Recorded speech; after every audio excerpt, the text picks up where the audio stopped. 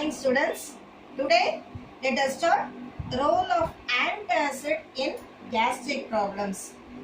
We know that what is meant by antacid.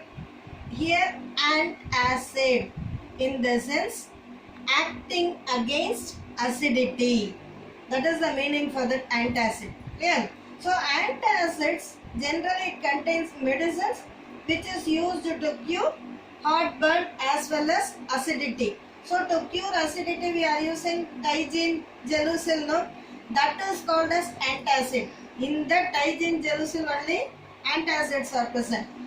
Even in our stomach itself, it contains gastric acid.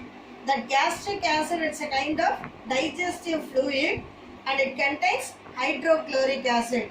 That is why suppose when you are eating, if your lunch break is 12:30, after 12:30 when you are not having your lunch, at that time you feel somewhat burning sensation in your stomach. That is due to the secretion of hydrochloric acid. So once when that hydrochloric acid concentration, generally concentration of gastric acid is 0.082 mole. In case when it exceeds 0.1 mole, then it causes acidity. That's why they are saying, no, suppose if you are not taking the food in proper time, it causes ulcer. So even that also due to the secretion of this hydrochloric acid. For that they are giving antacid. Actually, what is meant by this antacid? What is the composition present in this antacid in the sense? Aluminium hydroxide and magnesium hydroxide. This antacid mainly it contains aluminium hydroxide as well as magnesium hydroxide. This reacts with hydrochloric acid once when it is taken. Here, so acid plus base. You know very well what happens when acid reacts with base. It forms salt and water neutralization reaction, that you already know. So this aluminium hydroxide and magnesium hydroxide which is present in antacid neutralizes the acid which is secreting in our stomach in excess. That is why it produces aluminium chloride and magnesium chloride. After that you should balance it. Here 3 chlorine, that's why 3. Same manner 6 hydrogen, so 3 2s are 6. Now it is balanced. Similarly, we are balancing this equation also. So finally what they are concluding, 1 mole of aluminium hydroxide, it is neutralizing 3 moles of hydrochloric acid. But whereas in case of magnesium hydroxide when we are taking, it neutralizes only 2 moles of hydrochloric acid. But both aluminium hydroxide as well as magnesium hydroxide is present in antacid. So now you know what is the use of Tygine, Gelusil, in what way it is useful for us. This is somewhat important only.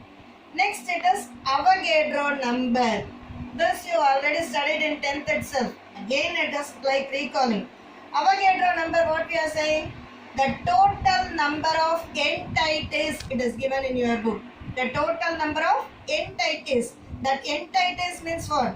It may be atom, molecule, ion, whatever it is. The total number of entities present in 1 mole of any substance is called as Avogadro number. Next it is Avogadro law. Where we are using this Avogadro law? In relationship between vapor density and molecular mass we saw, no? That is Avogadro's law. Equal volume of all gases under standard conditions of temperature and pressure contain equal number of molecules. There. Now, molar mass. What is meant by molar mass? Actually, it is the definition. Molar mass is defined as the mass of 1 mole of a substance. Mass of 1 mole of a substance only we are saying it as molar mass. Molar mass, it is equal to the sum of relative atomic mass of its constituents. It is given. What is meant by constituents? individual elements, clear, which is expressed in gram per mole. Finally, it is molar volume. Molar volume is volume occupied by 1 mole of any substance in gaseous state. It is applicable only for gas. So, the volume occupied by 1 mole of any gas at STP is called as molar volume. So, today what we discussed? What is the role of antacid in curing acidity and heartburn? Clear? In what way it reacts, that we saw with equations. Then Avogadro number, Avogadro law, molar mass, and finally molar volume. In next class, we will discuss what is meant by gram equivalent weight. Thank you, students.